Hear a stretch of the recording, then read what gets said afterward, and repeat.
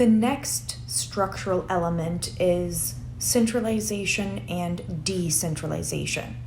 Centralization is the degree to which formal decision-making authority is concentrated at a single point in a single role in the organization. In centralized organizations, managers at the highest levels make all the decisions, and managers at the lowest levels carry out those decisions. Authority then is centralized in just one part of the organization. The advantage is that risk is minimized. Low-level managers don't have the authority to make risky decisions that could harm their people or the organization.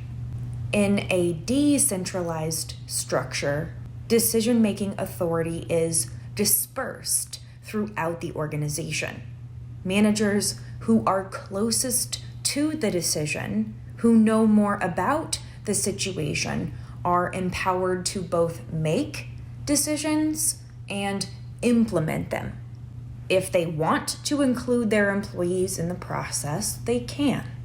The advantage of decentralization is that it enables the organization to be more flexible and respond more quickly to problems, customer needs, opportunities in the environment, and local laws.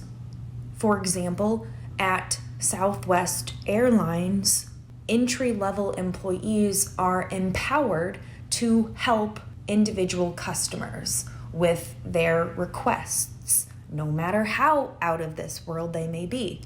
They have the authority to make decisions in terms of changing flights, booking hotels for customers who've been stranded, providing discounts, and arranging pickup services for who don't have a ride to the airport.